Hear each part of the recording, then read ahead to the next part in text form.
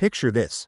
I'm standing at Gate 27 in Denver International Airport, minding my own business, when this woman in a designer tracksuit marches up to me like she owns the place. She's got that particular look, the one, perfectly styled hair despite the early morning flight, oversized sunglasses pushed up on her head like a crown, and a Louis Vuitton bag that she's clutching like it's going to solve all her problems. "Excuse me," she says, not really asking for an excuse at all. "I need that window seat you're sitting in." Now, I'm 68 years old. I've been flying for business and pleasure for over 4 decades. I've seen entitled passengers, delayed flights, lost luggage, and every variety of airport drama you can imagine. But what happened next? Well, let's just say it involved a fake boarding pass, a very sharp gate agent, and the most satisfying dose of public humiliation I've ever witnessed. And that's when I realized she wasn't even supposed to be on the flight. Let me back up and tell you how I ended up in this mess.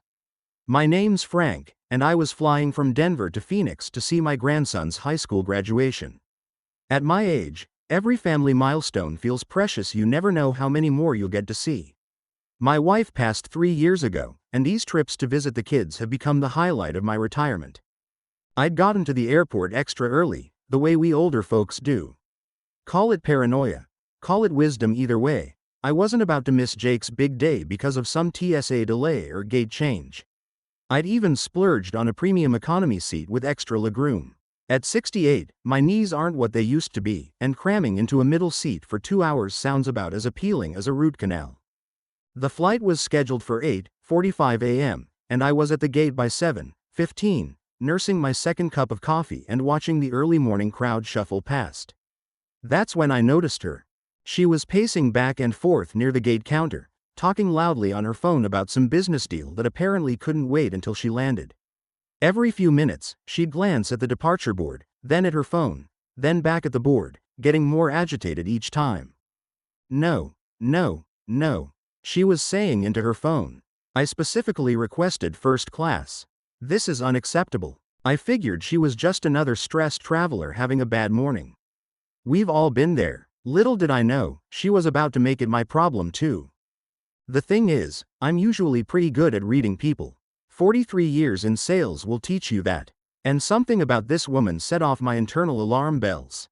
Maybe it was the way she kept looking around like she was casing the joint, or maybe it was how she talked to the gate agent earlier, not rude exactly, but with that tone that says I'm more important than everyone else here.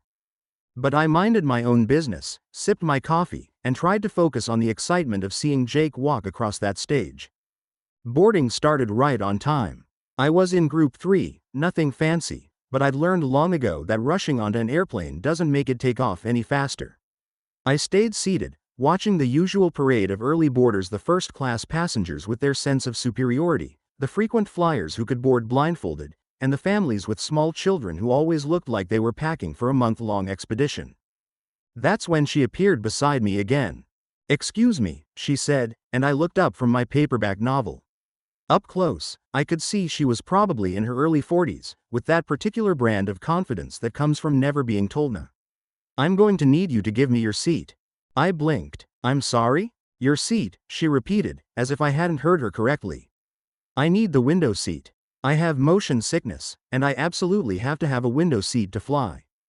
Now, I've heard some creative explanations in my time, but this one was new. "Ma'am, I paid for this specific seat when I booked my ticket 3 weeks ago. I'm sure the gate agent can help you find another window seat." Her expression shifted, like storm clouds rolling in. "Look, I don't think you understand. This is an emergency. I have a very important business meeting in Phoenix, and if I don't get a window seat, I'm going to be sick the entire flight." "Is that really what you want?" The manipulation was so transparent it was almost insulting. But here's the thing about being in your late 60s: you've seen every trick in the book, and you're way too old to fall for guilt trips from strangers. "I understand you're concerned about motion sickness," I said calmly, "but that doesn't change the fact that this is my assigned seat. Perhaps you could speak to the gate agent about seat availability." That's when her voice got louder. Loud enough that other passengers started to notice. "Are you seriously going to ruin my entire trip over one seat? I'm offering to trade with you. You could sit anywhere else on the plane." "Ma'am," I said, standing up slowly, my knees reminding me of their age with a series of small pops. I paid extra for this specific seat because I need the legroom. I'm not interested in trading. She looked me up and down with the kind of expression you'd give a piece of gum stuck to your shoe. Really? At your age, you're going to be selfish about this? And that's when I knew this woman had crossed a line she shouldn't have crossed. Before I could respond, she turned to the other passengers in the gate area, raising her voice like she was addressing a jury. "Can everyone see what's happening here?" she announced. "This man is refusing to help someone with a medical condition. I have severe motion sickness, and he won't trade seats with me." A few people looked up from their phones and magazines, but most just seemed uncomfortable with the public drama. This woman was clearly hoping for some crowd support, maybe a few passengers to pressure me into giving up my seat. But here's what she didn't count on: older passengers aren't easily intimidated by public theatrics. The couple sitting across from me, probably in their 70s, just shook their heads and went back to their crossword puzzle. The businessman near the window didn't even look up from his laptop. "Ma'am," I said, keeping my voice level, "I'm not trying to be difficult, but I'm not giving up my seat. If you have a medical condition, I suggest you speak to the gate agent about accommodating your needs." "I already did," she snapped. "They said the flight is full." Now, that struck me as odd. I'd been watching the boarding process, and while the flight seemed pretty full, I'd seen at least 3 or 4 window seats go by during the early boarding groups. But I wasn't about to argue the point. "Then I guess you'll have to make do with whatever seat you have," I said. Her face went red, actually red, like a cartoon character about to explode. "You know what? Fine, fine. But when I'm throwing up all over your precious airplane, remember that you could have prevented it." She stormed off toward the gate counter, her heels clicking on the terrazzo floor like machine gun fire. I thought that was the end of it. I settled back into my chair, checked my phone for the 3rd time to make sure I hadn't missed any messages from my son about the graduation, and tried to get back to my book. But of course, that wasn't the end of it. 10 minutes later, she was back. But this time, she had backup. She approached with a flight attendant, a young woman who looked like she'd rather be anywhere else in the world. "Sir," the flight attendant said politely, "I understand there might be some confusion about seating?" "No confusion on my end," I replied. "I'm in my assigned seat." I handed her my boarding pass. The flight attendant looked at it, then at the woman, then back at me. "Yes, sir, you're absolutely correct. This is your assigned seat." The woman's mouth dropped open. "But I told you." "Ma'am," the flight attendant interrupted gently, "I explained that we can't force passengers to give up seats they've paid for. If you'd like to discuss other options, we can do that at the gate counter." "Other options?" The woman's voice was getting shrill again. "I already told you people that I have a medical condition.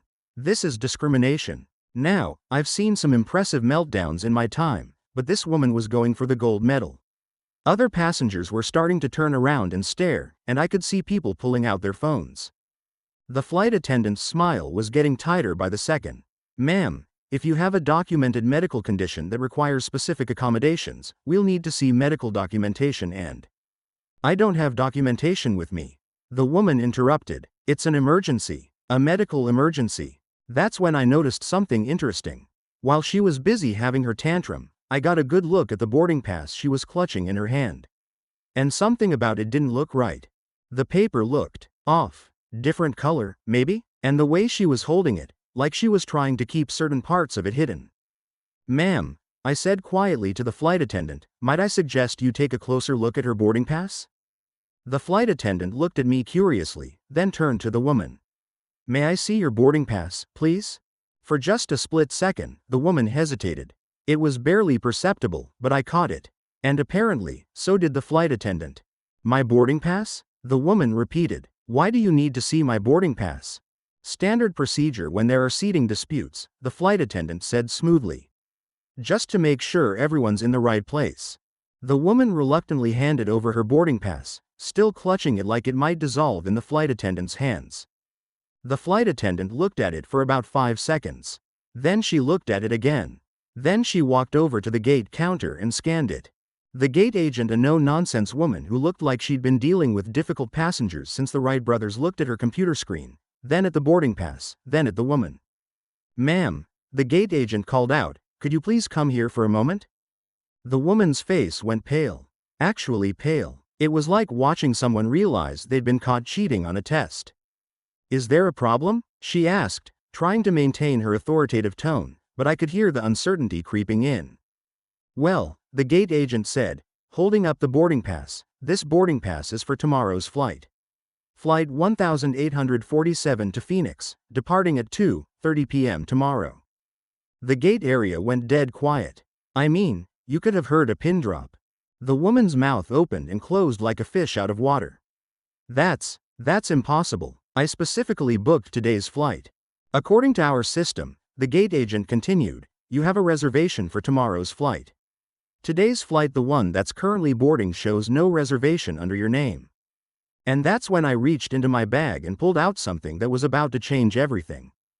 You see, here's what I haven't mentioned yet. I'm not just any retired guy flying to see his grandson. I spent 30 years as an insurance investigator before I moved into sales. Old habits die hard, and one of those habits is paying attention to details that don't add up. While this woman was busy making a scene, I'd been doing what I do best, observing. And what I observed was a woman who was clearly trying to scam her way onto a flight she wasn't ticketed for. So when I reached into my bag, I pulled out my phone. And on that phone was a photo I'd taken while she was arguing with the flight attendant, a clear shot of her boarding pass that showed not only the wrong date, but what looked like some amateur photo editing around the gate number and departure time. Excuse me, I said to the gate agent, but I think you might find this interesting. I showed her the photo on my phone. The gate agent looked at it, then at the boarding pass in her hand, then at the woman. Ma'am, she said, would you mind explaining why your boarding pass appears to have been altered? The woman looked like she was about to faint. Altered? I don't know what you're talking about. This is exactly how I printed it. But the evidence was right there in black and white. The gate number had been clumsily changed from 15 to 27. The departure time showed signs of digital manipulation. Even the seat number looked like it had been edited. Ma'am, the gate agent said, I'm going to need you to step aside while we sort this out. Security will be here shortly. The meltdown reaches peak velocity. That's when all hell broke loose. Security? The woman shrieked. You're calling security on me for trying to get on an airplane? This is harassment. This is discrimination. This is. She seemed to run out of words, so she switched to volume instead. Do you people know WHOIAM? She screamed at the top of her lungs. I am a Platinum Elite member. I fly 50,000 miles a year. I will have all of your jobs. The entire gate area was staring now. Business travelers looked up from their laptops.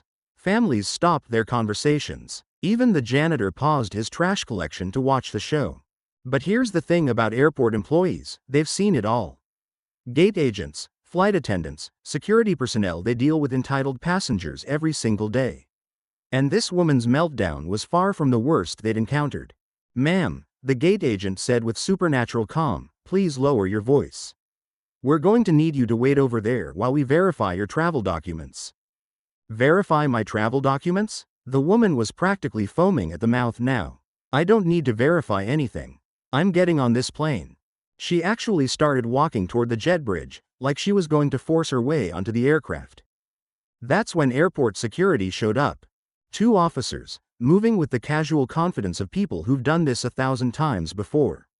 They didn't rush, didn't shout, didn't make a big production out of it. They just appeared, like genies summoned by the magic words difficult passenger. Ma'am, one of them said, we're going to need you to come with us. Come with you? She repeated. Come with you where? I haven't done anything wrong. This is all a misunderstanding. But the security officers had clearly been briefed on the situation. One of them was looking at the altered boarding pass, shaking his head slightly.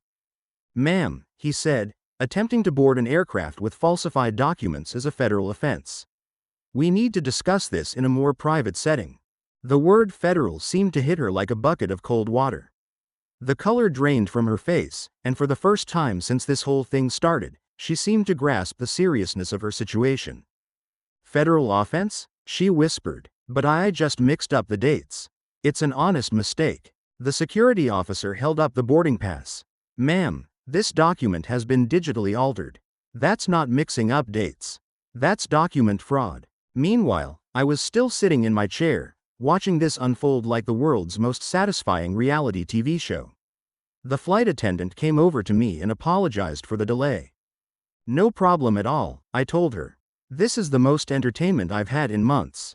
She smiled. "Thank you for bringing the photo to our attention. That was very observant of you." 43 years in sales," I said. "You learned to spot the fakers." As security was leading the woman away, she turned back to me one last time. Her face was a mixture of rage, humiliation, and dawning realization that her scam had not only failed spectacularly, but was probably going to result in some very serious consequences. "This is your fault," she screamed at me. "If you had just given me the seat, none of this would have happened." "And you know what I did?" I smiled and waved. "Have a wonderful day, ma'am," I called after her. The boarding process resumed as if nothing had happened. Well, almost as if nothing had happened. There was definitely more chatter than usual, with passengers discussing what they'd just witnessed. The couple with the crossword puzzle shook their heads and went back to their puzzle. The businessman finally looked up from his laptop and gave me a small nod of approval. A few other passengers actually came over to thank me for not backing down. "Good for you," said a woman about my age. "I can't stand people who think they can bully their way into getting whatever they want." The flight attendant came by again as we were taxiing for takeoff. "Sir, I just wanted to let you know that the gate agent asked me to give you this." She handed me a small envelope with the airline's logo on it. Inside was a handwritten note from the gate agent: "Thank you for your assistance in identifying fraudulent travel documents. As a token of our appreciation, please enjoy this complimentary upgrade voucher for your next flight with us." A free upgrade. At 68 years old, I was still learning that sometimes doing the right thing really does pay off. As we climbed into the sky over the Rocky Mountains, I couldn't help but chuckle to myself. That woman had been so determined to get a better seat that she'd risked federal charges. And in the end, the person who got the upgrade was the guy who simply minded his own business and told the truth. The rest of the flight was blissfully uneventful. No drama, no confrontations, no fraudulent boarding passes. Just a peaceful 2-hour flight with a good book and a window view of the Southwest desert. When we landed in Phoenix, I was feeling pretty good about life. My grandson's graduation was that evening. I had a funny story to tell at dinner, and I had a free upgrade voucher in my pocket for my next flight. As I was walking through the Phoenix airport, my phone buzzed with a text from my son. "Dad, you're not going to believe this, but there's a video of some woman having a meltdown at Denver airport that's going viral on social media. Some guy exposed her fake boarding pass. Wish I could have seen that." I texted back, "You might want to sit down before I tell you this story." 2 days later, I was back home in Colorado, still basking in the glow of Jake's graduation ceremony. The kid had given a valedictorian speech that made me tear up something about perseverance and not taking shortcuts in life. It seemed particularly appropriate given my recent experience. That's when my neighbor knocked on my door with a printout of a news article. "Frank," she said, "isn't this you?" The headline read, "Retired insurance investigator exposes passenger's fake boarding pass at Denver International Airport." Below it was a grainy photo someone had taken with their phone, showing me talking to the gate agent while security led the woman away. Apparently, several passengers had filmed parts of the incident, and the videos had been shared thousands of times on social media. The story had been picked up by local news, then national news, then travel blogs. I was famous, sort of. My phone started ringing with interview requests from travel websites and local TV stations. Everyone wanted to know how I'd spotted the fake boarding pass, what motivated me to get involved, and whether I had any advice for other travelers. The advice part was easy. Pay attention to what's happening around you. Don't be afraid to speak up when something isn't right, and always mind your own business until someone else's business starts affecting yours. About a week after the incident, I got a call from an FBI agent. Apparently, my airport Karen wasn't just a one-time scammer. She was part of a larger investigation into travel document fraud. "Mr. Henderson," the agent said, "the woman you helped apprehend has been running this scam for months. She targets flights that she knows are popular with business travelers, creates fake boarding passes for premium seats, and then tries to manipulate other passengers into giving up their seats." "How many times did she get away with it?" I asked. "More than we'd like to admit," he said. "Your photo evidence was the first clear documentation of her methods." It's going to be crucial in building our case. Turns out, this woman had been successful with her scam dozens of times. She'd perfected the art of creating fake boarding passes that looked real enough to fool a cursory glance, and her medical emergency routine had convinced enough sympathetic passengers to give up their seats. She'd been flying for free in premium seats for months, saving thousands of dollars while honest travelers like me paid full price. The FBI agent told me she was facing multiple federal charges, document fraud, wire fraud, for the online ticket manipulations, and theft of services. The maximum penalty could be several years in federal prison. All because she couldn't accept that someone else had paid for a window seat, I mused. All because she thought she was smarter than everyone else, the agent corrected me. The unexpected recognition. A month after the incident, I received a letter from the airline's corporate headquarters. They wanted to recognize me as Customer of the Month for my assistance in identifying fraudulent travel documents and helping to protect the integrity of their boarding process. The recognition came with a nice certificate suitable for framing, a $500 travel voucher, and an invitation to visit their corporate headquarters for a behind-the-scenes tour of their operations. More importantly, they implemented new training procedures for gate agents on how to spot altered boarding passes, partly based on the techniques I'd used to identify the fake document. I felt pretty good about that. At 68, I was still making a contribution, still using the skills I'd developed over decades of work to help solve problems and protect people. My grandson Jake was particularly impressed. "Grandpa," he said when I visited for his graduation party, "you're like a retirement superhero. Instead of stopping crime in the streets, you stop crime at airports." I liked that, retirement superhero. It had a nice ring to it. Looking back on the whole experience, I realized it was about more than just one entitled woman trying to scam a free seat upgrade. It was about the importance of standing up for yourself, paying attention to your surroundings, and not being afraid to speak up when something doesn't seem right. Too many people, especially older people, are reluctant to make waves or cause a scene. We've been taught to be polite, to go along to get along, to not rock the boat. But sometimes, the boat needs rocking. That woman was counting on my generation's tendency to avoid confrontation.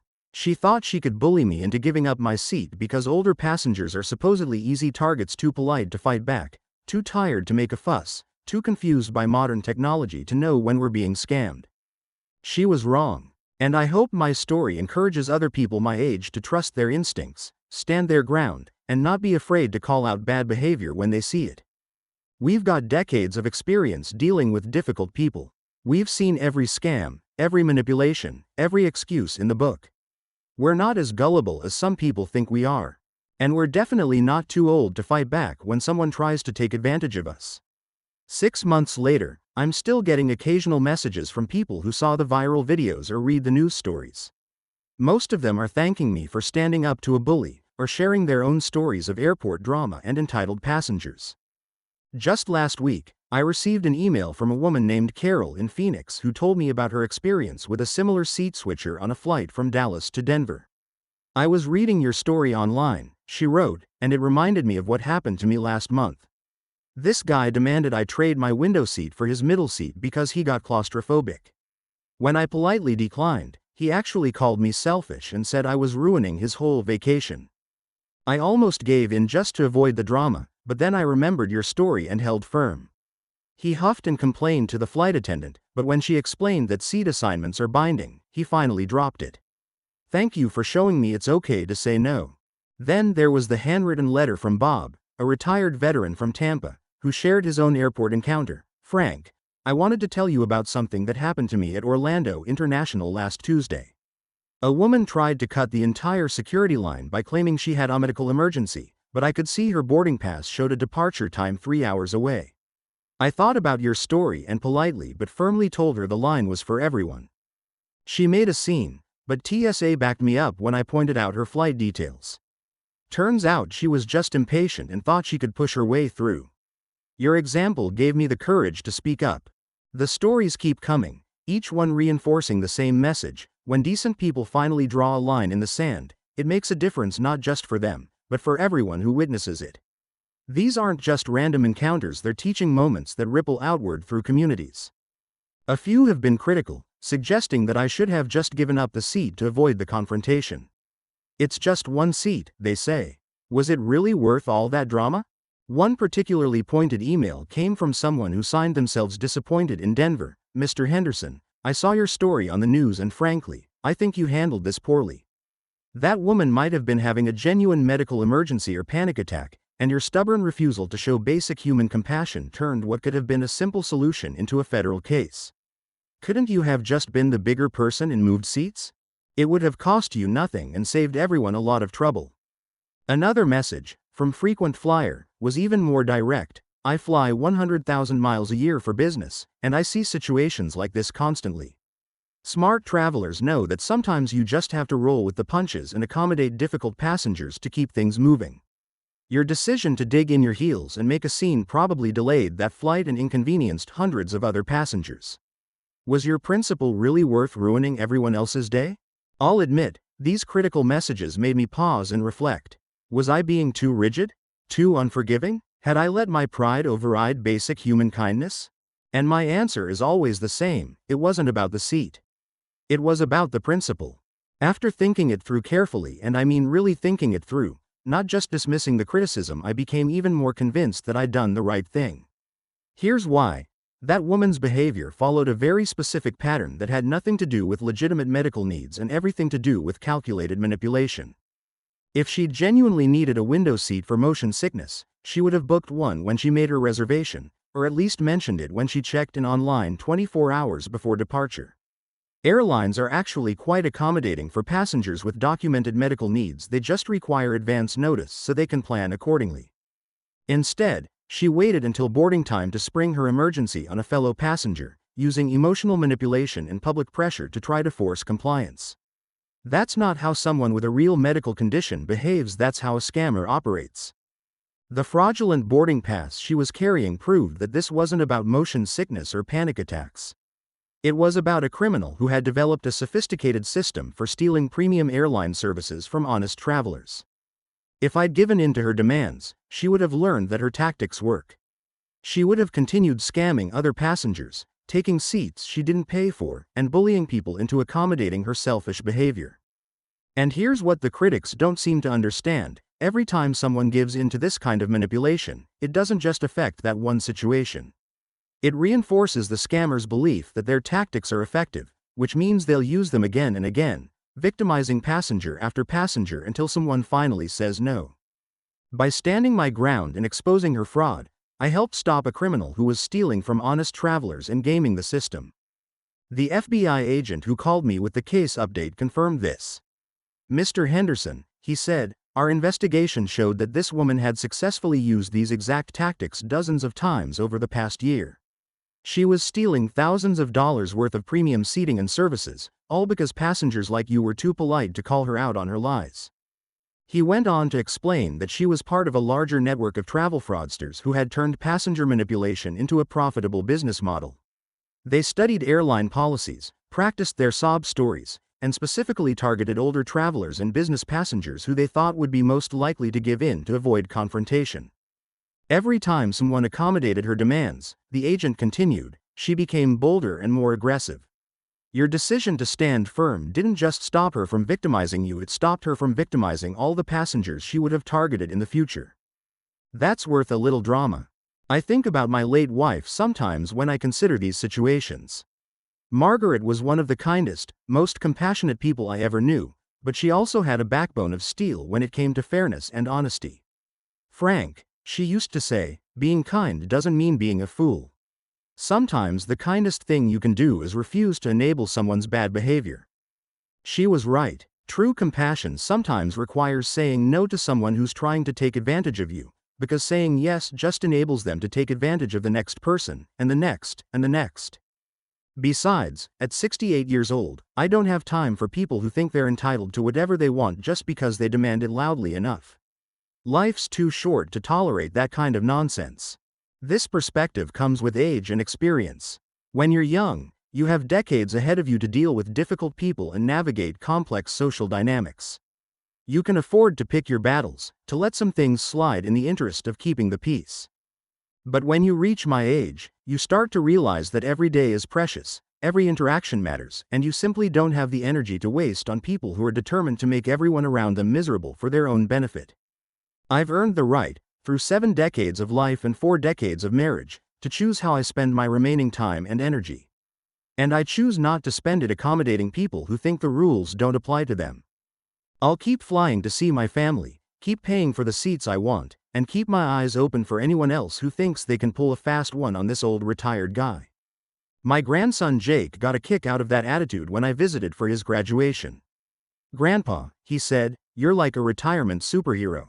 Instead of fighting crime in the streets, you fight crime at 30,000 feet."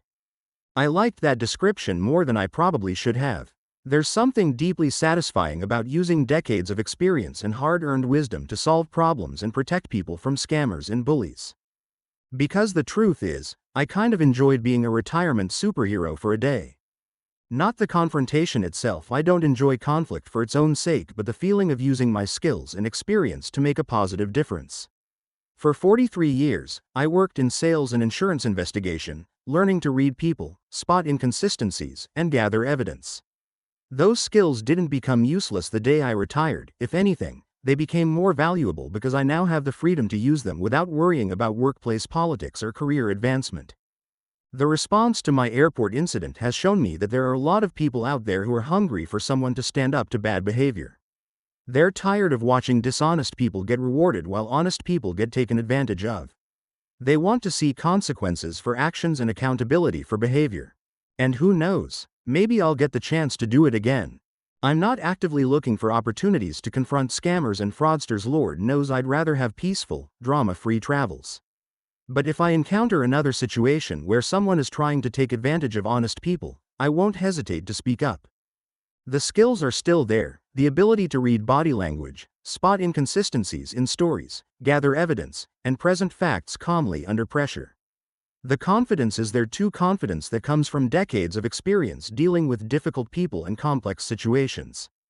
Most importantly, the motivation is there. I've seen what happens when good people stay silent in the face of bad behavior, and I've seen what happens when someone finally speaks up.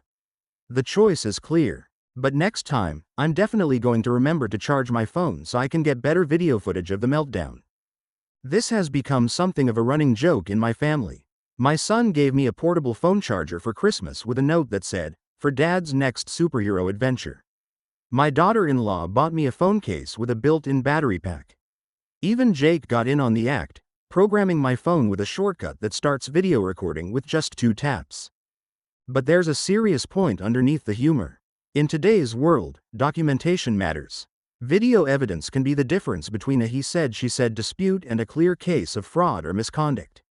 The photos I took of that woman's altered boarding pass were crucial evidence in the FBI's investigation. Social media has given ordinary people the power to shine a spotlight on behavior that might otherwise go unnoticed or unreported. The viral videos of my airport encounter created accountability and awareness that wouldn't have existed 20 years ago. I've learned to appreciate the power of technology to create transparency, even if I'm still figuring out how to use all the features on my smartphone. After all, at my age, you've got to plan ahead for these things. This has become more than just a joke about phone chargers, it's become a life philosophy. At 68, I've learned that the best way to handle difficult situations is to think them through in advance, rather than trying to figure things out in the heat of the moment. When I travel now, I mentally prepare for potential scenarios. What if someone tries to take my seat? What if I witness suspicious behavior? What if I encounter fraud or manipulation? Having a plan makes it easier to respond calmly and effectively when these situations actually arise. The same principle applies to life in general. What if someone tries to scam me on the phone? What if I see someone being mistreated? What if I witness something that doesn't look right? Thinking through these scenarios ahead of time helps me respond with confidence instead of confusion. Mental preparation has served me well throughout my career and marriage, but it's become even more important as I've gotten older. When your reflexes aren't as quick as they used to be, when your hearing isn't as sharp, when your mobility is more limited, mental preparation becomes your most valuable asset. I may not be as physically capable as I was at 40, but I'm more mentally prepared than I've ever been. And in situations like the airport incident, preparation and experience trumped youth and aggression every time. The messages I continue to receive prove that this approach works. People who took the time to think through their principles and boundaries before being tested were the ones who successfully stood up to bullies and scammers when the moment arrived. That's the real lesson here. It's not about being confrontational or looking for trouble. It's about being prepared to do the right thing when trouble finds you, which if you live long enough it inevitably will.